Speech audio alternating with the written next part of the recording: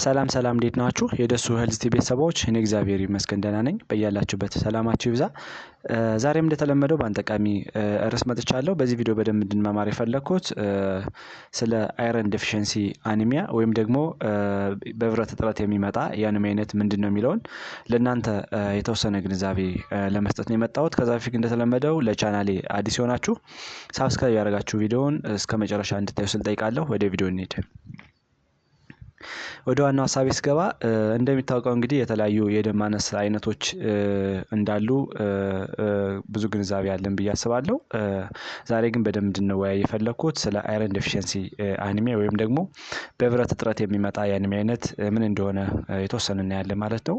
እንደሚታወቀው እንግዲህ አይረን ዴፊሺየንሲ አኒሚያ ኮመን የሆነ ብለድ ዲስኦርደር ሊያስከትል የሚችል የአኒሚያ አይነት ነው ማለት ነው። በተለይ ደግሞ እንደሚታወቀው አይረን ዴፊሺየንሲ አኒሚያ ወይም ደግሞ በብረት እጥረት ሊከሰት የሚችል የአኒሚያ አይነት አርቢሲ ወይም ደግሞ ሬድ ብለድ ሴሎችን በትልቅ ደረጃ አፌክት ያደርጋል። በተለይ ደግሞ ሰውነታችን እንደሚታወቀው አይረንን ማምረት አይችልም። ነገር ግን በአመጋገብና በተለያየ ነገር በምናገኘው ሰውነታችን ስቶር ሊያደርግ ይችላል ማለት ነው። ከዛ ውጭ ግን ሰውነታችን አይረንን ማምረት አይችልም ማለት ነው። ስለዚህ በአመጋገብ ነው ማስተካከል ያለብን ማለት ነው። የአይረን ዴፊሺየንሲ አኒሚያ ወይም ደግሞ በብረት ሊከሰት የሚችለው የአኒሚያ አይነት እንደሚታወቀው እንግዲህ በከፍተኛ ደረጃ ሞስት ኮመን የሆነ እና በብዙ ቦታዎች ፐብሊክ ፕሮብለም የሆነ የአኒሚያ አይነት እንደሆነ ይታወቃል ማለት ነው። በተለይ ደግሞ አይረን እንግዲህ እንደሚታወቀው 75% አካባቢ በደም ስራችን በደም ውስጥ ነው መጠኑ የሚገኘው። ከዛ ውጭ ግን ቀሪው 25% እና ከዛ በታች የሚሆነው በጡንቻዎችና በተለያዩ የሰውነት ክፍሎቻችን ተሰራጭቶ ይገኛል ማለት ነው። በተለይ ደግሞ የአይረን እጥረት እንደሚታወቀው አሁን እንዳልነው በቂ የሆነ አይረን ሰውነታችን ካላገኘ ለአኒሚያ ከሚያጋልጡን ሂደቶች ውስጥ በትልቅ ደረጃ ይጠቀሳል ማለት ነው። አይረን በቂ መጠን ወይም ደግሞ አይረን በበቂ መጠን ሰውነታችን ውስጥ አልተገኘም ማለት ደግሞ እንደሚታወቀው መቅኒያችን ወይም ደግሞ ቦን ማሮ ብለን የምንጠራው በበቂ ሁኔታ ሆሞግሎቢን ማምረት አይችልም ማለት ነው። በዛ ሂደት ሆሞግሎቢን ደግሞ እንደሚታወቀው ቀይ ደም ሴሎችን ምግብና ኦክሲጅን እንዲያመላልሱ የሚያግዝ የፕሮቲን አይነት ነው ማለት ነው። ይሄ ፕሮቲን በበቂ ሁኔታ አልተገኘም ማለት እንደሚታወቀው በቂ የሆነ ኦክሲጅን እና በቂ የሆነ ምግብ ከሴሎቻችን ወደ ሴሎቻችን ወደ ቲሹአችን አይንቀሳቀስም ማለት ነው። በተለይ ደግሞ አሁን እንዳልነው በቂ የሆነ ሆሞግሎቢን ወይም ደግሞ ይሄ ፕሮቲን አይነት ከሌለ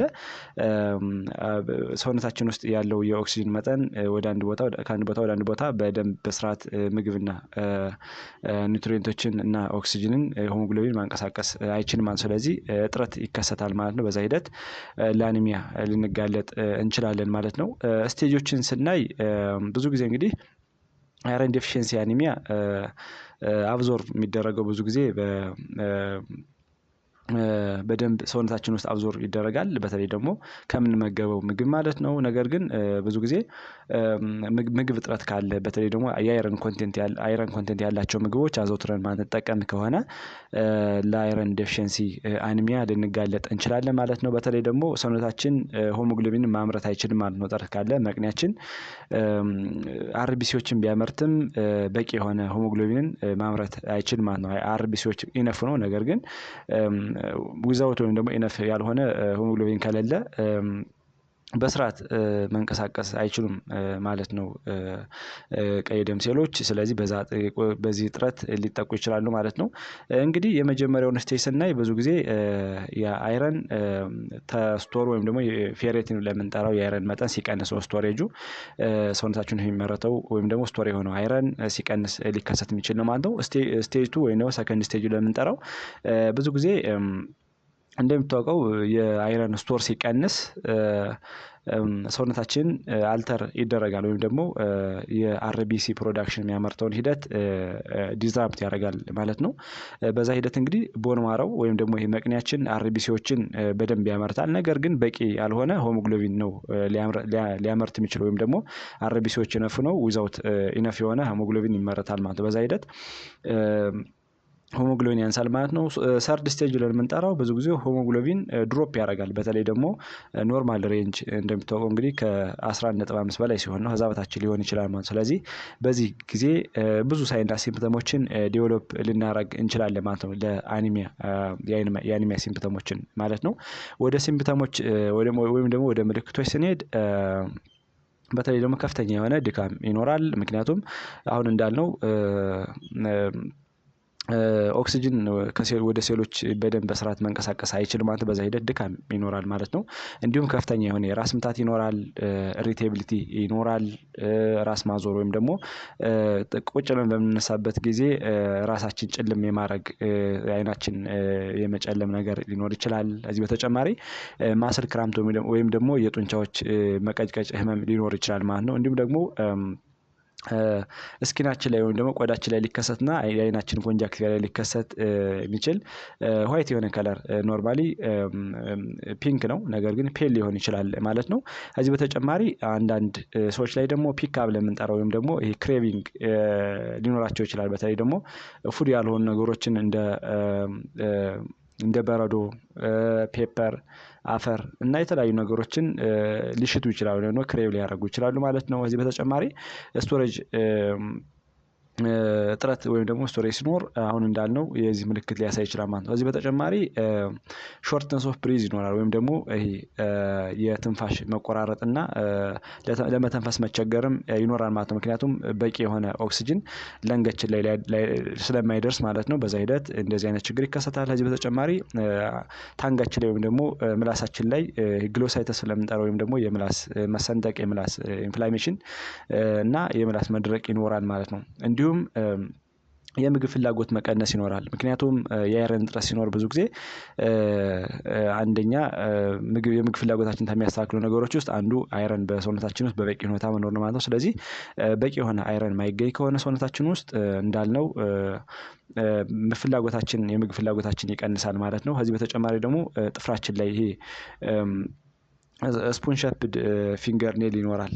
በተለይ ደግሞ የካፒላሪ ላይ በቂ የሆነ ኦክሲጅን ማይደርስ ከሆነ የጥፍራችን ከርብ ሊሰራ ይችላል ማለት ነው። ከዚህ በተጨማሪ ታኪካርዲክ ወይም ደግሞ ታኪካርዲያ ልንሆን እንችላለን ወይም ደግሞ የልብ ምታችን ከፍ ሊል ይችላል ማለት ነው። ምክንያቱም በቂ የሆነ ኦክሲጅን በደም ሴሎች ወይም ደግሞ ደም ስትረጭ ልባችን በቂ የሆነ ኦክሲጅን ማይደርስ ከሆነ ልባችን በጣም ምት ልትጨምር ትችላለች ማለት ነው። ከዚህ በተጨማሪ እጃችንና እግራችን ይቀዘቅዛል ማለት ነው። ምክንያቱም በቂ የሆነ ኒውትሪየንት እና ኦክሲጅን ካልደረሰ ወይም ደግሞ ቀይ የደም ሴሎች ቁጥር ወደ ተለያዩ ሰውነት ፓርቶቻችን በትክክል ካልተጓዙና ኦክሲጅንና ኒውትሪየንት ካላገኙ ሰውነታችን የመሞቁ መጠን ዝቅተኛ ይሆናል ማለት ነው። እንዲሁም ደግሞ ቼስት ፔን ይኖራል። በተለይ አሁን እንዳልነው ልባችን አኒሚያ ወይም ደግሞ የደም ማነስ ለብዙ ጊዜ ሲቆይ የልብ ኬዝ ሊያስከትል ይችላል። የልብ ምት ሊያዛባ ይችላል ማለት በዛ ሂደት ከፍተኛ የሆነ የልብ የቼስት ፔን ወይም ደግሞ የደረት ህመም ሊኖር ይችላል ማለት ነው። ከዚህ በተጨማሪ የፀጉር መነቃቀል ሊኖር ይችላል ማለት ነው። ስለዚህ እንደነዚህ አይነት ሲምፕተሞችን የምናይ ከሆነ በአቅራቢያ ወደሚገኝ ጤና ተቋም በመሄድ ምርመራ ማድረግ እንዳለብን ነው የምነግራችሁ ማለት ነው። ምክንያቶችን ወይም ደግሞ መንስኤዎችን ስናይ ብዙ ጊዜ እነዚህ አይረን ዲፊሸንሲ አኒሚያ ሊያጋልጡ የሚችሉ የተለያዩ ኮዞች ይኖራሉ። በተለይ ደግሞ እስከ 4-5 ኮዞች ይኖራሉ ማለት ነው። አንደኛ ብለድ ሎስ አለ ወይም ደግሞ ደም በተለያየ ምክንያት ሰውነታችን ውስጥ የሚወገድ ከሆነ ለምሳሌ ሴቶች ላይ ወይም ደግሞ ማንስትሬሽን የጀመሩ ሴቶች ላይ ከፍተኛ የሆነ ፔሪየድ ካላቸው ለደም ማነስ ሊጋለጡ ይችላሉ ማለት ነው። እንዲሁም ደግሞ የምግብ እንሽርሽሪት ቱቦ ወይም ደግሞ ጋስትሮ ኢንተስታይናል ሲስተም ብለን የምንጠራው ዲስኦርደር ካለ ለምሳሌ አልሰሬቲቭ ኮላይተስ፣ ሂሞሮይድ፣ ክሮንስ ዲዚዝ ብለን የምንጠራቸው እነዚህ ነገሮች ካሉ ከፍተኛ የሆነ የደም እጥረት ሊኖር ይችላል ማለት ነው። ከዚህ በተጨማሪ ደግሞ ትራውማ ወይም ደግሞ አደጋ ካለ ለምሳሌ የመኪና አደጋ፣ የመውደቅ አደጋ ካለ፣ ጥይት ተመተው የሚመጡ ሰዎች ብዙ ጊዜ ለደም እጥረት ይጋለጣሉ ማለት ነው። ምክንያቱም ከፍተኛ የሆነ የደም መፍሰስ ሊኖር ስለሚችል ማለት ነው። ሁለተኛ ማልአብዞርፕሽን ሲንድረም ካለ በተለይ አይረን ሰውነታችን ውስጥ እንዲመጠጥ ከሚያደርጉ ነገሮች አንዱ ስሞል ተስታይን ነው እና በስሞል ተስታይን እንዲሁም ደግሞ ኢንትሪንሲክ ፋክተር ነው የምንጠራው የሆዳችን ውስጥ አሉ። እነዚህ የተለያዩ ችግሮች ካሉ ማላብዞርሽን ሲንድሮም ካለ በደንብ አይረን በስርዓት መመጠጥ አይችልም ማለት ነው። ለምሳሌ እንደ ሲሊያክ ዲዚዝ ወይም ደግሞ ይሄ ኢንፍላሜሽን ቁጣ ምናምን ካለ አንጀታችን ላይ በደንብ በስርዓት አይረን አይመጠጥም ማለት ነው። በዚህ ምክንያት ለደም ማነስ ልንጠቃ እንችላለን ማለት ነው። እንዲሁም ደግሞ የሆርሞኖች መዛባትና በዘርም ሊመጣ የሚችል ችግር ይኖራል ማለት ነው። ሌላው የውስጥ ደዌ ችግር ካለ ለምሳሌ የኩላሊት ችግር ካለ ምክንያቱም ኩላሊት እንግዲህ ኤሪትሮፖይቲን የሚባለውን ለአይረን መመረት ከፍተኛ የሆነ ይዘት ያለውን ነገር ታመርታለች ማለት ነው። እንዲሁም ኩላሊት ላይ እና ጉበት ላይ ችግር ካለ ጉበትም አይረን እጥረት ሲኖር ብዙ ጊዜ ስቶር የሆነውን ወደ ሰውነታችን የሚልከው በሰላም ወይ ደግሞ በጤንነት ሲገኝ ነው ማለት ነው። ነገር ግን የነዚህ የጉበት የኩላሊትና የሌሎች የሰውነት ፓርቶች ችግር ካለ እንዲሁም ደግሞ የመቅኒ ችግር ካለ ለደም ማነስ ችግር ሊዳርገን ይችላል ማለት ነው። ከዚህ በተጨማሪ በዋነኝነት የሚጠቀሰው ምንድነው?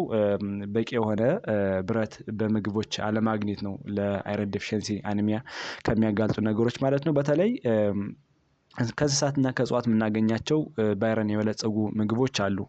ለምሳሌ ከእጽዋት የምናገኛቸው ነን ሄም ፓርት ብለን የምንጠራቸው የአይረን ይዘት ያላቸው ኮንቴንቶች አሉ። እነሱን አብዞርቤሽናቸው በጣም ዝቅተኛ ቢሆንም ነገር ግን አይረን እጥረትን ወይም የአኒሚያ እጥረትን ልንቀርፍባቸው ከምንችላቸው ነገሮች ውስጥ አንዱ ነው ማለት ነው። ከዚህ በተጨማሪ ከእንስሳት የምናገኛቸው የተለያዩ የስጋ አይነቶች እነዚህ በከፍተኛ ደረጃ ሄም ፓርትን ይዘዋል። እነዚህ ቶሎ የመመጠጥና አብዞርቤሽናል ፕሮሰሳቸው የተፋጠነ ስለሆነ እነዚህን ብንመገብም አሪፍ ነው ማለት ነው። ነገር ግን አሁን እንዳልነው በቂ የሆነ ብረት ማንመገብ ከሆነ ለአይረን እጥረት እንጋለጣለን ማለት ነው።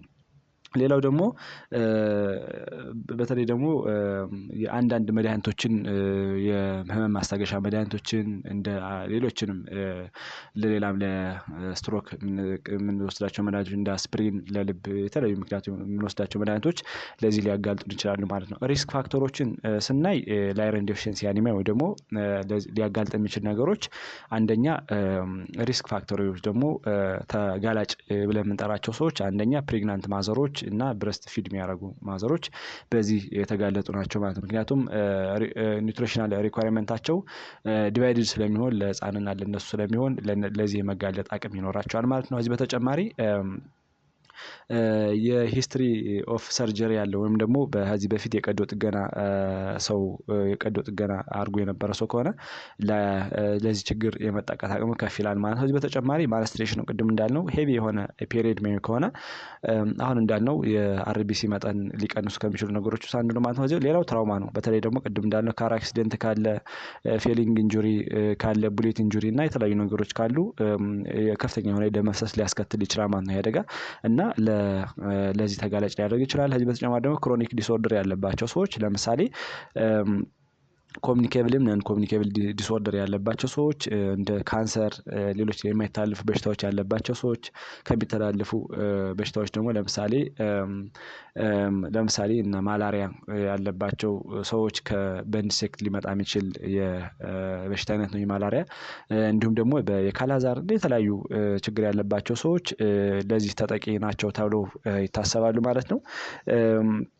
ወደ ዲያግኖሲስ ወይም ደግሞ ወደ ምርመራው ስንሄድ ብዙ ጊዜ እንደሚታወቀው በእኛ ሀገር ስታንዳርድ አይታወቅም እንጂ በውጮች ቦን ማሮ ባዮፕሲ ወይም ደግሞ ቴስት ይወስዳሉ። ይሄ እንግዲህ ዴፊኒቲቭ እና ቤስት የሚባለውን ነገር ግን በእኛ ስታንዳርድ እና በእኛ አቫይላቢሊቲ ስናየው ብዙ ጊዜ በብለድ ቴስት ነው የሚደረገው። ለምሳሌ ኮምፕሌት ብለድ ካውንት ይሰራል በደም ተቀድቶ ማለት ነው። በዛ ሂደት የተለያዩ ነገሮችን መለየት እንችላለን ማለት ነው። በተለይ ብዙ ነገሮችን መለየት እንችላለን። ለምሳሌ ይሄ ፈሬቲን ብለን የምንጠራውን አይረን ስቶር የሚያደርገውን እንደገና ደግሞ ቶታል አይረን ባይንዲንግ ካፓሲቲ ብለን የምንጠራውን ይሄን መለየት እንችላለን ማለት ነው። ከዚህ በተጨማሪ ሄማቶክሪት ሆሞግሎቢን ኤምሲቪ ኤምሲኤች ብለን የምንጠራቸው የተለያዩ ነገሮች አሉ። ከዚህ በተጨማሪ ደግሞ ሳቹሬሽን ኦፍ አይረንን ለቶታል አይረን ባይንዲንግ ካፓሲቲ ያካፍለን የምናገኘው ውጤት ይኖራል ማለት ነው። ስለዚህ ስናያቸው እንግዲህ ብዙ ጊዜ እነ ሄማቶክሪት ሄሞግሎቢን ይቀንሳሉ፣ ኤምሲቪ ይቀንሳል፣ ኤምሲኤች ይቀንሳል፣ ሚን ኮርፖስኩላር ቫልዩ ላይ የምንጠራው ማለት ነው እና ሄሞግሎቢን ላይ የምንጠራው እነዚህ ይቀንሳሉ ማለት ነው። እዚህ በተጨማሪ ደግሞ ኤሪትሮክሎሳይት ብለን የምንጠራቸው ወይም ደግሞ ኢማቹር የሆኑ አርቢሲዎችም ቁጥራቸው ዝቅተኛ ይሆናል ማለት ነው። እዚህ በተጨማሪ ቶታል አይረን ባይንዲንግ ካፓሲቲ ኢንክሪዝ ያደርጋል ማለት ነው። ምክንያቱም በሴሎቻችን ውስጥ ያለው የአይረን መጠን ዝቅተኛ ስለሆነ ካቻፕ የሚያደርጉት ነገር አይኖራቸው ማለት ነው። ስለዚህ ቶታል አይረን ባይንዲንግ ካፓሲቲ ይጨምራል ማለት ነው። ከዚህ በተጨማሪ ግን ሌሎችም ምርመራዎች ይኖራሉ። በተለይ ደግሞ አሁን የጠቀስናቸው እነዚህ ዲክሪዝ ያደርጋሉ፣ ነገር ግን ቲአይቢሲ ብለን የምንጠራው ኢንክሪዝ ያደርጋል ማለት ነው። እንዲሁም ደግሞ አንዳንዴ አይረን ዲፊሽንሲ አኒሚያ ፕላስ ለምሳሌ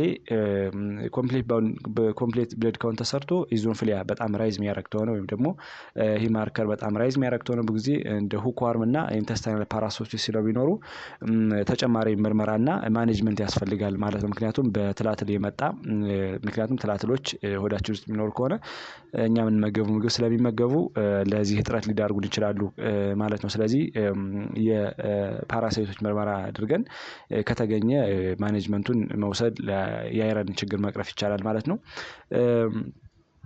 ወደ ማኔጅመንቱ ስንሄድ ብዙ ጊዜ የተለያዩ ነገሮች አሉ። በመጀመሪያ ምግብ ከመመገባችን ምግብ ከተመገብን በኋላ ከ30 ደቂቃ በፊት እነዚህ ዲያሪ ፉድ ብለን የምንጠራቸውን ለምሳሌ እንደ ሻይ፣ ቡና፣ ወተትና አልኮል ነኩ ምግቦችን አንድ 30 ደቂቃ እስከሚያልፈን መቆየት አለብን ማለት ነው። ምክንያቱም እነዚህ የአይረን አብዞርፕሽን መጠን ስለሚቀንሱና አይረን አብዞርፕሽንን ስለሚያስተጓጉሉ እንደነዚህ አይነት ምግቦችን መውሰድ የለብንም ማለት ነው በመጀመሪያ ደረጃ።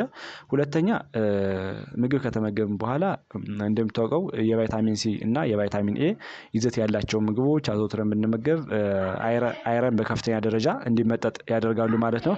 ስለዚህ አይረን ሲመጠጥ አሁን እነዚህ ቫይታሚን ሲ ያላቸው ምግቦች ወይም ደግሞ ሲትረስ ፍሩት ያላቸው ምግቦች ስንመገብ እንደምታውቀው የአይረን የመመጠጥ ሂደት ኢኒሼት ያደርጋሉና ለምሳሌ እንደ ሲትረስ ሎሚ፣ ብርቱካን የተለያዩ ነገሮች እና ቤሪ ብለን የምንጠራቸው ምግቦችን ብንወስድ በከፍተኛ ደረጃ የአይረን ችግር ያለባቸው ሰዎች የደም ማነስ ችግር ያለባቸው ሰዎች ቶሎ እንዲስተካከል ከሚያደርጉ ነገሮች አንዱ ነው ማለት ነው። ከዚህ በተጨማሪ የተለያዩ ምግቦችን መመገብ ነው። ለምሳሌ ጥራጥሬዎችን አይረን ያላቸውን ጥራጥሬ ምግቦችን መመገብ፣ ሌላው የጉበት ወይም ደግሞ የዚህ ኦርጋን ሚቶችን መመገብ፣ የስጋ አይነቶችን የዶሮ፣ የአሳ፣ የተለያዩ የከብት ስጋዎችን መመገብ።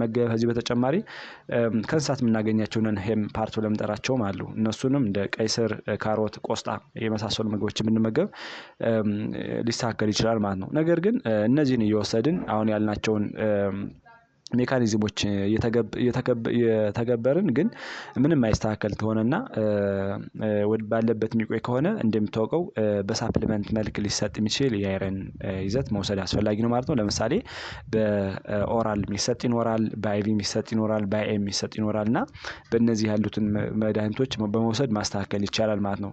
በተለይ ደግሞ በኢንፊውዥን መልክም ሊሰጥ ይችላል ማለት ነው። ነገር አሁን በዚህ በተጨማሪ ደግሞ ዝቅተኛ ከሆነ ሄሞግሎቢያችን ከ6 በታች የሚሆን ከሆነ ደግሞ ብለድ ትራንስፊውዥንም ሊደረግ ይችላል ማለት ነው። ስለዚህ እነዚህን በስርዓት በመውሰድ ማስተካከል ይቻላል ማለት ነው። ምክንያቱም በስርዓት ያልታከመ የደም ማነስ ለተለያዩ ችግሮች ሊዳርግን ይችላል ማለት ነው። ኮምፕሊኬሽኖችን ስናይ አሁን እንዳልነው በስርዓት እነዚህን ችግሮች በስርዓት ማናስተካክላቸው ከሆነ እንዲሁም ኤርሊ ትሪትመንት እና ዲያግኖሲስ ማይደረግ ከሆነ አሁን እንዳልነው ለተለያዩ ኮምፕሊኬሽኖች ልንጋለጥ እንችላለን ማለት ነው። የመጀመሪያው ያልታከመ አኒሚያ እንደሚታወቀው የልብ በሽታ ያመጣል። በተለይ ደግሞ የተለያዩ የልብ ፓርቶችን በመጉዳት ለልብ በሽታ ወይም ደግሞ ሃርት ፌለር ሊያጋጥመን ይችላል። እንዲሁም ደግሞ ይሄ ታኪካርዲያ፣ ብራዲካርዲያ ሊያስከትል ይችላል። ስለዚህ በዛ ሂደት ለልብ ህመም የመጋለጥ አቅማችን ከፍ ይላል ማለት ነው። እንዲሁም አንዳንድ ሪስክ ፋክተር ተደርጎ ይወሰዳል ማለት ነው። ሌላ ሬናል ዲስኦርደርም ሊያጋጥመን ይችላል ማለት ነው። ከዚህ በተጨማሪ ብዙ ጊዜ የበሽታ የመከላከል አቅማችን እንዲቀንስና የተለያዩ በሽታዎች ካቻፕ እንዲያደርጉ ልንደረግ እንችላለን ማለት ነው። ምክንያቱም አይረን በበቂ መጠን አለመኖር እንደሚታወቀው አይረን በበቂ መጠን መኖር አንደኛ የደም ዝውውራችን እንዲጨምር የበሽታ የመከላከል አቅማችን እንዲጨምርና ትክክለኛ ጤንነት እንዲኖረን ከሚያደርጉ ነገሮች ውስጥ አንዱ ነው ማለት ነው። ነገር ግን የአይረን እጥረት በሚኖርበት ጊዜ የበሽታ የመከላከል አቅማችን ከሚቀንሱ ነገሮች ውስጥ አንዱ ነው ማለት ነው። ስለዚህ የአይረን መጠን ቀነሰ ማለት ደግሞ ኢሚዩኒቲያችን ለስ ይሆናል ማለት ነው። ወይም ደግሞ የበሽታ የመከላከል አቅማችን ዝቅ ይላል ማለት ነው። በዛ ሂደት ለበሽታ የመጋለጥ አቅማችን ከፍ ይላል ማለት ነው። በዛ ሂደት ኮሚኒኬብል እና ነን ኮሚኒኬብል በሽታዎች እንዲይዙን ምክንያት ሊፈጥር ይችላል ማለት ነው። ስለዚህ ቶሎ በስርዓትና ኤርሊ መታከም በጣም አስፈላጊ ነው ማለት ነው። ስለዚህ ዛሬ ስለ በአይረን ዲፊሽንሲ አኒሚያ ወይም ደግሞ በብረት እጦት ሊከሰት የሚችለውን የአኒሚያ አይነት ጥሩ ግንዛቤ አግኝታችኋል ብዬ አስባለሁ። ቀጣይ ላይ የምለቃቸው ቪዲዮዎች ለእናንተ እንዲደርሷችሁ ላይክ፣ ሼር እንዲሁም ሳብስክራይብ ያደርጋችሁ የዶር ትብብራችሁ እንዳይለይ ስል ጠይቃለሁ። ባይ ባይ።